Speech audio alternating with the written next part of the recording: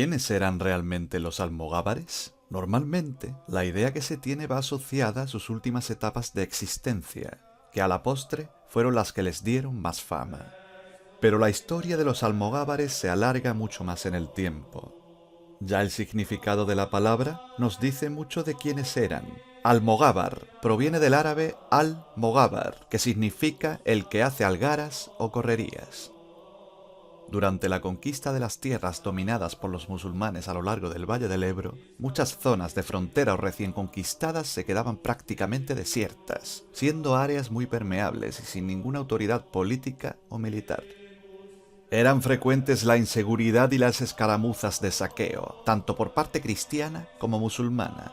Es bastante probable que el origen de muchos de estos almogávares fuera el de campesinos aragoneses y catalanes que se vieron obligados a abandonar sus tierras de frontera y a convertirse en soldados de fortuna. Aunque fuera a veces solo temporalmente como defensa o incluso como un complemento económico a su actividad. El objetivo de las correrías era obtener botín, normalmente en forma de personas y animales que luego se podían intercambiar por dinero. Las continuas incursiones de tropas musulmanas en las fronteras obligarían también a muchos a tener que buscar refugio en los bosques y montañas, dejando abandonadas sus tierras de labor. Ante este peligro constante, muchos acabarían dedicándose plenamente a las algaradas fronterizas permanentes contra los musulmanes. Probablemente, muchos nobles les pagarían incluso por adentrarse en territorio enemigo y hacer el máximo daño posible, y así debilitar los ataques islámicos y ahorrarles el trabajo que en teoría debían de hacer ellos. La referencia histórica más antigua que habla de los almogávares dentro de los ejércitos cristianos es de la crónica aragonesa de San Juan de la Peña, que los sitúa participando en el asedio de Saracusta, que fue la Zaragoza islámica, con las tropas de Alfonso I el Batallador en el año 1118. Eran hombres que utilizaban poco armamento, apenas un par de lanzas, una daga larga y casi sin armadura, lo que les hacía muy rápidos. Los almogávares actuaban con extremada rapidez, atacando en cualquier sitio de forma inesperada, saqueando y realizando el mayor daño posible durante unos días, para después retirarse antes de que el enemigo pudiera organizar una defensa adecuada. Conforme la conquista avanza, los territorios de la Corona de Aragón irán perdiendo frontera directa con el Islam hasta perderla totalmente, quedándose sin su medio natural de vida. Es por ello por lo que comienzan a ofrecer sus servicios a la corona como compañías de mercenarios, siendo muy bien aceptados por su capacidad combativa y su excepcional movilidad. Siendo también toda una novedad la forma de hacer la guerra en el medievo, carente de miramientos con respecto a los convencionalismos del arte de la guerra. apenas son nombrados en el libro de los Hechos de Jaime I el Conquistador, donde se relata la conquista de Mallorca y Valencia ya en el siglo XIII, pero no porque su contribución fuera poca, sino porque se consideraba que su forma de luchar, aunque muy efectiva y necesaria, no era honrosa y no seguía los parámetros caballerescos de la época. En un principio, los almogávares operaron dentro del ejército aragonés como mercenarios, encargados de acciones de exploración, actuando como complemento de la caballería y de los ballesteros, que eran el grueso de los ejércitos de la corona. Pero a partir de la mitad del siglo XIII van aumentando en número y agrupándose en unidades más independientes hasta convertirse en la punta de lanza y en los cuerpos de élite de la corona de Aragón. Ya hemos comentado anteriormente la simplicidad de su equipamiento militar, el cual les daba mucha movilidad. Además, vestían una camisa corta y unas calzas de cuero, calzaban abarcas y cubrían su cuerpo con pieles. Todo esto, junto a sus largos cabellos y pobladas barbas, les conferían un aspecto desarrapado, pero sobre todo fiero, que atemorizaba a sus enemigos con tan solo verlos. A finales del siglo XIII y principios del XIV, buena parte de sus integrantes eran catalanes, pero también había numerosos aragoneses, además de valencianos y mallorquines. Sin duda, el escenario que les acabó dando gran fama como guerreros fue la Guerra de las Vísperas Sicilianas. En 1266, el Papado y Francia se aprestan a eliminar el último reducto en Europa de los Hohenstaufen, la familia que había ostentado el trono del Sacro Imperio Romano Germánico y que tanto se había opuesto al poder del Papa. Este último reducto era el reino de Nápoles, que también englobaba la isla de Sicilia. Así pues, el Papa decide sacarse de la chistera el rumor de que Manfredo Hohenstaufen, rey de Nápoles, desea someter a toda Italia, incluida Roma, bajo su poder. Hecho correr el rumor, le ofrece la corona de Nápoles a Carlos de Anjou, señor de Provenza y tío del rey de Francia, Felipe III, que por aquel entonces era ya una de las mayores potencias militares de Europa. En el año 1266, Carlos de Anjou derrota al rey napolitano y se hace con la corona, comenzando el reinado de los franceses en este reino. Sin embargo, la actitud de Carlos, de sus nobles franceses y de sus seguidores en el gobierno de Sicilia no cayó muy bien entre la mayoría de los sicilianos, que comenzaron a organizar núcleos de resistencia contra los odiados franceses. Pero la represión no tardó en llegar, y muchos antifranceses tuvieron que exiliarse, como es el caso de Roger de Lauria, que acabó en la corte barcelonesa de Jaime I, donde se formó y acabó siendo el legendario almirante de las flotas de la Corona de Aragón. Es aquí donde entra Pedro III el Grande de Aragón, que estaba casado con Constanza, hija del depuesto rey napolitano, y posteriormente única heredera viva de este. Pedro III comenzó a urdir una serie de planes diplomáticos y militares con el objetivo de aislar a Carlos de Anjou y a los franceses, y hacer valer por las armas los derechos de su esposa a ser reina de Nápoles, lo que casualidades de la vida también le hacía rey a él. Por fin, un 30 de marzo del año 1282, estalla en Palermo una revuelta antifrancesa que acabó con toda la isla levantada en armas contra Carlos de Anjou. Las malas lenguas dicen que Pedro III fomentó desde el principio dicha rebelión, junto a la colaboración del emperador de Bizancio, que hacía ya tiempo que se la tenía jurada a los franceses. Los sicilianos trataron de proclamar un reino independiente, pero ante la abrumadora superioridad del ejército de Carlos de Anjou, probablemente el más poderoso del momento, decidieron ofrecer la corona a Constanza y por tanto a su esposo, Pedro III de Aragón. De nuevo casualidades de la vida. Pedro III se encuentra en Túnez, muy cerca de Sicilia, con un importante ejército, y enseguida desembarca en Sicilia y se hace coronar rey en Palermo. La guerra entre aragoneses y franceses comienza con la intermediación del Papa, que como buen francés apoya a Carlos de Anjou y llega a excomulgar a Pedro III. Los ejércitos franceses y los de Carlos de Anjou eran superiores a los de Aragón, pues contaban con mayor cantidad de caballeros e infantería pesada. Pero la astuta estrategia de Pedro III rompe los esquemas de guerra tradicionales. La flota aragonesa, bajo las órdenes de Roger de Lauria, derrota a las naves francesas controlando el Mediterráneo.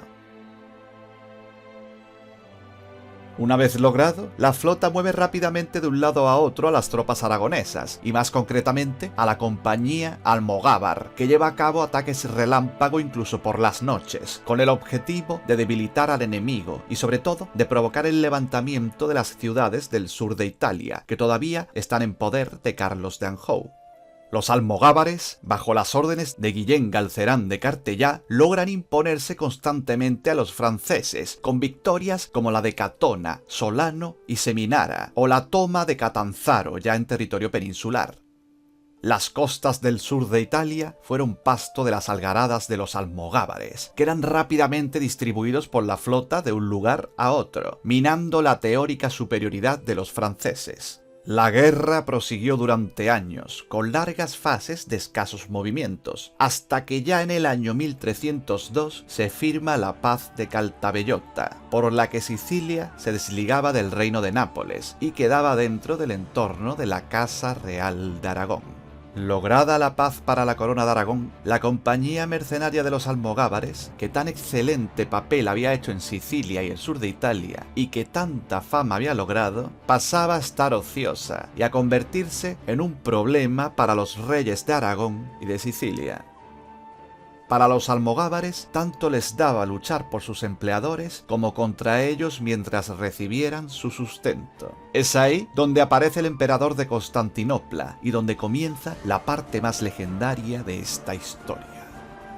Mientras en Occidente la corona de Aragón iba aumentando su poderío, en Oriente la antaño gran potencia mediterránea que había sido el Imperio Bizantino languidecía y se veía amenazado por múltiples enemigos. Esto hacía presagiar el rápido fin de la llamada Segunda Roma. Justo un siglo antes, el catolicismo había convocado la Cuarta Cruzada para recuperar Tierra Santa, pero las tropas que llegaron ante los muros de Constantinopla de camino a Jerusalén decidieron cambiar de objetivo y luchar contra sus hermanos, los cristianos ortodoxos del Imperio Bizantino.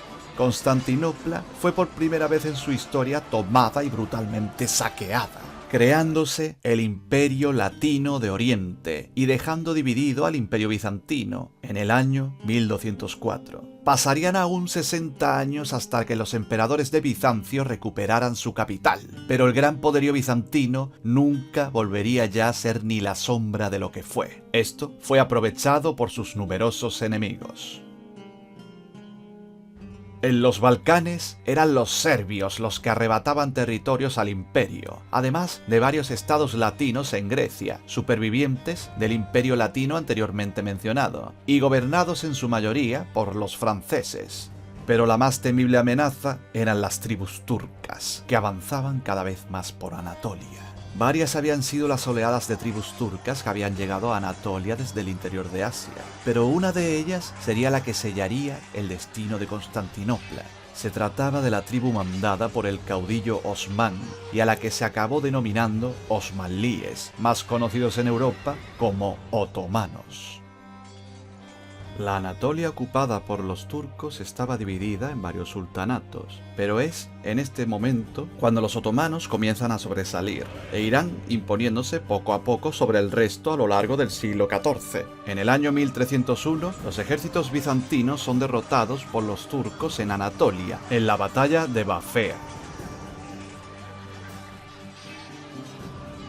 Queda patente que los ejércitos imperiales dirigidos por Miguel, hijo del emperador, son totalmente incapaces de frenar al enemigo, y tan solo las imponentes fortificaciones de ciudades como Filadelfia, Nicea y Esmirna hacen que el imperio siga presente en Asia Menor. Pero era cuestión de tiempo que los turcos lograran sobrepasar esas defensas y llegar hasta la misma capital. El emperador Andrónico II Paleólogo decide acudir, como tantas veces había hecho ya el imperio, a la contratación de mercenarios extranjeros para intentar una defensa que se antojaba casi imposible. Es aquí donde llega a oídos de Andrónico la noticia de una pintoresca compañía de mercenarios de la corona de Aragón, con la que en reinados anteriores habían mantenido estrechas relaciones diplomáticas y comerciales. Hablamos de los almogávares, por supuesto, que justo en ese momento se acababan de quedar sin empleo tras el final de la guerra en Sicilia, y cuya presencia en tierras italianas suponía un problema para todo el mundo. Andrónico mandó emisarios a Roger de Flor, por entonces líder de la compañía almogávar, para proponerle ser contratados con el fin de defender al Imperio bizantino. Roger de Flor solicitó que se le concediera el título de megaduque del imperio y la mano de una princesa imperial. Una vez alcanzado también el acuerdo sobre el pago de las soldadas, los emisarios nombraron megaduque a Roger de Flor y le prometieron su casamiento con la princesa María, todo lo cual le convertía de la noche a la mañana en el cuarto hombre más importante del imperio. El emperador solo puso una condición: la compañía tenía que estar conformada exclusivamente por catalanes y aragoneses, cosa que se cumplió al principio. En Sicilia vieron con muy buenos ojos la marcha de los almogávares e incluso aportaron 10 galeras para facilitar su transporte a Oriente y una pequeña cantidad de dinero en concepto de fin de contrato por sus servicios prestados. 36 naves zarparon del puerto siciliano de Mesina con la compañía almogávar, formada por 4.000 hombres de infantería, 1.500 caballeros y unos 1.000 marinos, junto a sus mujeres e hijos. De este grupo destacaban por su procedencia nobiliaria los siguientes: Ferran d'Arenos, Fernando de Aonés, Berenguer de Entensa y Bernat de Rocafort. Aunque estos dos últimos irían con sus hombres a Oriente un tiempo más tarde, pues se negaban a entregar a los franceses varios castillos en Italia hasta que no les pagaran un rescate adecuado. Por fin, ya en septiembre del año 1303, la flota llegaba por mar a Constantinopla y sus tropas desembarcaban en el puerto más cercano al Palacio Imperial de Blaquernas. Los almogávares quedaron realmente impresionados ante las dimensiones y fastuosidad de la ciudad, una de las más imponentes del mundo de la época. Roger de Flor y sus capitanes fueron recibidos por el emperador Andrónico II, su hijo Miguel, la jerarquía de la Iglesia Ortodoxa y por los grandes prohombres del imperio en la gran sala de audiencias del palacio. Fueron recibidos con todo tipo de honores y Roger de Flor fue investido oficialmente como megaduque del Imperio bizantino. Tras los actos oficiales, los almogávares desfilaron por el Paseo Triunfal, usado antaño para los triunfos militares al estilo romano, y que atravesaba la ciudad y llegaba hasta las inmediaciones de la gran Basílica de Santa Sofía. Los bizantinos se asombraban al ver desfilar a unos bárbaros mal vestidos, más parecidos a labriegos o pastores que a soldados, pero su disciplina al desfilar ya superaba con creces a la del maltrecho ejército imperial. Pero no todo eran parabienes. Los mandos del ejército bizantino, incluido Miguel, el heredero al trono, veían con profunda envidia la llegada de estos casi harapientos hombres de Occidente, que para más INRI profesaban la religión católica, mortal enemiga de la Iglesia Ortodoxa. Tampoco estaba muy contenta la gran comunidad de genoveses que estaba asentada en el barrio de Pera, al otro lado del Cuerno de Oro, el gran puerto natural de la ciudad, y veían la presencia almogávar como la avanzadilla de la llegada a Oriente del comercio catalán, su gran competidor. Tras finalizar los actos de recibimiento, la compañía se acuarteló en las inmediaciones del palacio. Pero como buen grupo de guerreros acostumbrados a la guerra y a armar jaleo, pronto empezaron los desmanes contra la población civil. Robos, violaciones, duelos, cuchilladas. Para tratar de evitar los altercados, el emperador quiso acelerar el casamiento de Roger de Flor con la princesa María de Bulgaria, y así enviar cuanto antes a los mercenarios a llevar a cabo la misión para la que habían sido contratados: luchar contra los turcos en Anatolia. Aun con todo, no se pudo evitar uno de los altercados, por llamarlo de alguna manera, provocado por los almogávares.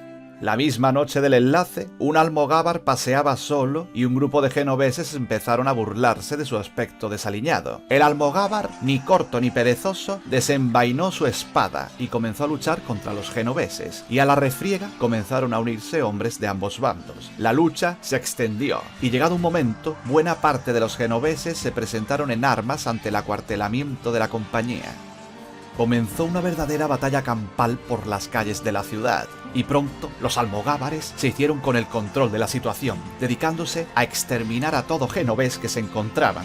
Incluso asesinaron a algunos de los emisarios que el emperador mandaba para tratar de mediar y poner fin a los disturbios. Tan solo la mediación de Roger de Flor logró poner fin a la refriega, cuando los almogávares se disponían a embarcar para ir a destrozar el barrio genovés de Pera. Algunas fuentes hablan de que unos 3000 genoveses fueron asesinados. Si algo tenía esto de positivo, es que la compañía disipó toda duda que pudiera quedar sobre su capacidad combativa. Pero por otro lado, se granjearon un enemigo muy poderoso en los genoveses, cuyo poderío militar en Oriente era imponente. El emperador, por fin, decide mandar a los almogávares a Anatolia. La flota cruzó el estrecho del Bósforo y desembarcó en las costas dominadas por el imperio. En un principio, los griegos que vivían en la zona recibieron con alegría a aquellos que en teoría venían a ayudarles en su lucha, pero pronto descubrieron que sus teóricos salvadores iban a ser aún más crueles que los turcos. Nada más llegar, los almogávares comenzaron a cometer crímenes contra la población. Paquímeres, un cronista de la época, nos relata lo siguiente. Les robaron la plata, saquearon aldeas, violaron a las mujeres y trataron a los habitantes como si se hubiese tratado de esclavos. Hay que decir que hubo capitanes de la compañía que protestaron por estas acciones, como Ferran d'Arenos, que tras protestar ante Roger de Flor decidió abandonar la expedición y se marchó con sus hombres, muchos de ellos aragoneses, a buscar fortuna al servicio del duque de Atenas. Sin embargo, en compensación a los almogávares se unieron mercenarios armenios, tártaros y alanos, además de un destacamento bizantino mandado por Focas Marules. A los días de llegar, Roger de Flor enarboló el señal de Aragó y al grito de «¡Desperta, ferro! ¡Aragó! ¡Aragó!» atacó por sorpresa un campamento turco sin avisar a las tropas bizantinas. Esta fue la primera victoria de tropas cristianas en Anatolia desde hacía mucho tiempo, y fue muy celebrada en Constantinopla cuando llegaron las noticias. Pero al no haber avisado y dejado participar a las tropas bizantinas de Focas Marules, los comandantes bizantinos, y en especial el heredero al trono, Miguel, aumentaron todavía más su rencor hacia Roger de Flor. Llegado el invierno del año 1303, los almogávares acamparon para pasar el invierno, pero esto no significó una mayor tranquilidad. En cuanto los soldados pasaban unas pocas semanas acuartelados en algún lugar, enseguida se buscaban divertimentos, como saquear a los civiles o luchar entre ellos mismos. Eso es lo que pasó en ese invierno, cuando se produjeron unos altercados entre los almogávares y sus aliados, los alanos. En una de las luchas, el líder de los alanos, Gircón, perdió a su hijo. Tras un sangriento enfrentamiento, los alanos abandonaron la expedición almogávar y Roger de Flor se ganó un nuevo enemigo mortal, por si no tenía ya bastantes. Esto le acabaría pasando factura meses más tarde. Llegado el verano del año 1304, la compañía volvió a ponerse en marcha. Contaban unos 6000 aragoneses y catalanes, 1000 alanos que habían decidido quedarse en busca de fortuna y otros 1000 soldados bizantinos. Comenzaron a avanzar sobre las ciudades próximas a la costa del Egeo, y de nuevo volvieron a martirizar a la población que supuestamente venían a proteger. Otro cronista de la época, Frances, escribió lo siguiente. Deshonraban a sus hijas vírgenes y a las mujeres, y ataban y después apaleaban a los viejos y a los sacerdotes. Mientras tanto, las tribus turcas habían retirado de la región tras sufrir su primera derrota, pues ya eran conocedores de la fama de los almogávares. De todas formas, el objetivo asignado por el emperador era acudir en auxilio de la gran ciudad de Filadelfia, que se encontraba bajo asedio del emir de Germillán, Ali Shir. Poco antes de llegar, Ali Shir le salió al paso con el primer gran ejército turco que se encontraron. Se produjo entonces la batalla de Aulax, pero sobre ella difieren las fuentes que hablan al respecto. Ramón Muntaner, cronista que habló de las hazañas de los almogávares y que formaba parte de la compañía, habla de una enorme victoria sobre los turcos, que habrían sufrido casi 18.000 bajas por apenas 200 por parte de los mercenarios. Pero las fuentes bizantinas hablan de que justo al inicio de la batalla, los turcos se retiraron de forma vergonzosa. Sea como fuere, lo cierto es que los almogávares lograron su cometido y salvaron a Filadelfia del asedio turco. Desde allí marcharon de nuevo hacia el sur, acercándose a las costas del Egeo y tomando el control de la región. Las autoridades imperiales de la zona les mandaron tomar la ciudad de Trípolis, muy cercana a Filadelfia, en donde se había refugiado el emir Ali Shir con su ejército. Pero Roger de Flor lo desestimó, haciendo patente que si bien los almogávares eran una fuerza casi incontestable en batallas a campo abierto, no tenían prácticamente fuerza en el asedio de ciudades. Permanecieron cercanos a la costa para que se les uniera la flota almogávar al mando del aragonés Ferran Daonés. Pero sorprendentemente no solo llegó dicha flota, sino que se les unió la compañía del valenciano Bernat de Rocafort, con unos 1200 hombres, y que había permanecido hasta entonces en Sicilia hasta que arregló sus asuntos. Una vez reforzados con los hombres de Rocafort, la compañía continuó su avance hacia Oriente, adentrándose en los territorios de las tribus turcas. Según el cronista Muntaner, llegaron hasta las mismas puertas cilicias, un enclave natural y estratégico muy cercano a la frontera con la actual Siria. En realidad, es poco probable que llegaran tan al oeste, y que Muntaner identificara con las puertas cilicias cualquier enclave no tan lejano. La cuestión es que en ese lugar, en agosto del año 1304, los almogávares de nuevo se vieron enfrentados frente a un nuevo ejército turco. El cronista catalán habla de unos 10.000 jinetes y otros 20.000 infantes, pero lo más seguro es que las cifras estén infladas para magnificar lo acontecido. Lo cierto es que de nuevo la compañía almogávar logró una gran victoria frente a los turcos, enarbolando de nuevo el señal de Aragón y gritando su lema: «Desperta, ferro, Aragó, Aragó», que tan famoso hizo Muntaner en su crónica. Llegados a este punto, parece ser que los capitanes tuvieron aún más ansias de gloria, y tentados al haber llegado tan lejos hacia el este, y tras haber cosechado victoria tras victoria, surgió la idea de emprender el camino hacia Jerusalén y recuperar por sí solos los santos lugares de la cristiandad.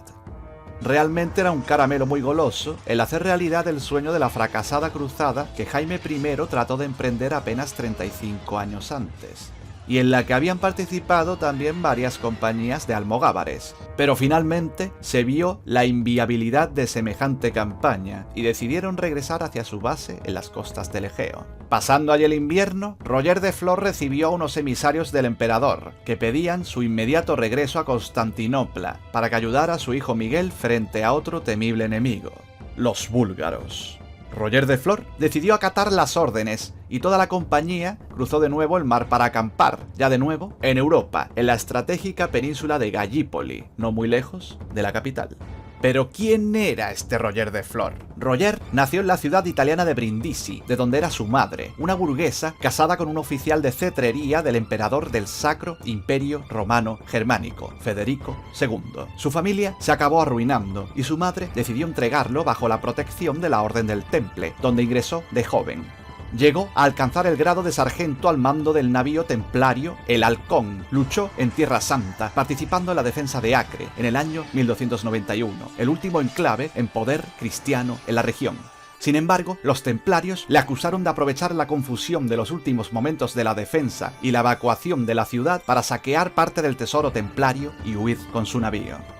Tras esto, decidió aprovechar sus conocimientos militares para hacerse mercenario y acabó al servicio del rey siciliano de la Casa de Aragón, Fadrique II. El rey le hizo capitán de una de las compañías de almogávares y participó en los últimos años de la Guerra de las Vísperas Sicilianas. Roger de Flor logró durante esta campaña la estima de sus hombres y un gran prestigio militar. Tras el final de la guerra, aceptó rápidamente la oferta del emperador bizantino, que ya de por sí era muy generosa, pero además su marcha a Oriente le protegía de las garras de la Orden del Temple, que una vez llegada la paz en Sicilia, estaba deseosa de echarle el guante. Una vez en Constantinopla, Roger fue investido megaduque, como ya hemos visto, lo que le convertía en una de las personas más poderosas del imperio. Aquí regresamos al punto donde nos habíamos quedado. Los almogávares regresan a Europa y se acuartelan en Gallipoli.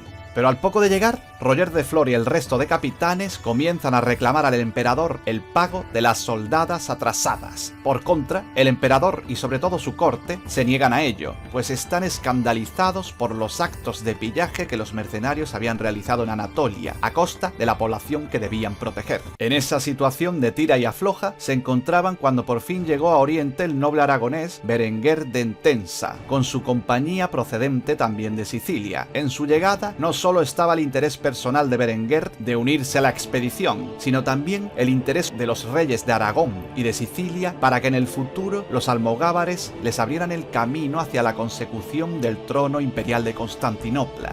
Desde luego, no se daba puntada sin hilo. Por otro lado, la aportación de hombres de Berenguer fortaleció la posición de Roger de Flor, a quien el emperador Andrónico trató de contentar nombrándole César del Imperio. Cuando ya parecía que ambas partes habían llegado a un acuerdo económico y que la compañía iba a regresar a Anatolia a seguir luchando contra los turcos, Miguel, hijo del emperador y enemigo declarado de Roger de Flor, invitó a este y a sus capitanes a un gran banquete en su honor en la ciudad de Adrianópolis, donde se protegía de los ataques de los búlgaros. A pesar de que se veía a la legua que era una emboscada, Roger, seguramente ebrio de gloria, aceptó y acudió el 4 de abril del año 1305. Durante el banquete irrumpió en la sala Gircón, el líder de los alanos que habían culpado a Roger y a sus hombres de la muerte de su hijo, y comenzaron a matar a todos los almogávares que allí encontraron. Roger de Flor fue asesinado y descuartizado, muriendo con solo 38 años. Los bizantinos pensaban que eliminando a su líder y a algunos de sus capitanes, la compañía quedaba descabezada y sería fácil acabar con unos salvadores que se habían convertido en un problema debido a su violencia y sobre todo por su desmedida ambición. Pero los almogávares no eran unos mercenarios al uso, como otros con los que estaban acostumbrados a tratar. Las tropas imperiales se prepararon para atacar en Gallipoli a los almogávares que seguían acantonados allí, pensando que serían presa fácil. Pero estos decidieron quemar sus naves para evitar la tentación de huir y comenzaron a contraatacar. La compañía se dedicó a arrasar durante 2 años la región de Tracia de punta a punta, y los bizantinos no tuvieron más remedio que refugiarse tras las murallas de sus ciudades. Llegaron incluso ante los imponentes muros de Constantinopla y solo su poca capacidad de los asedios evitó su ataque. Los bizantinos no habían conocido ni siquiera en las regiones atacadas por los turcos una violencia similar, como relata el cronista Teodulo el Retórico.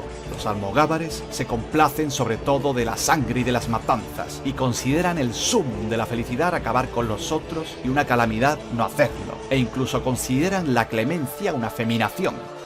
Arrasaron toda la zona entre los años 1305 y 1307, y solo abandonaron Tracia una vez que ésta ya no podía ofrecerles nada. A esta acción de violencia se le acabó conociendo como la venganza almogávar, o como también la llamó la historiografía catalana del siglo XIX, la venganza catalana, obviando a los también numerosos aragoneses, valencianos e incluso alanos y griegos que la llevaron a cabo. Se acabarían dirigiendo hacia Grecia, en medio de las cada vez más frecuentes disputas entre los diferentes capitanes de la compañía.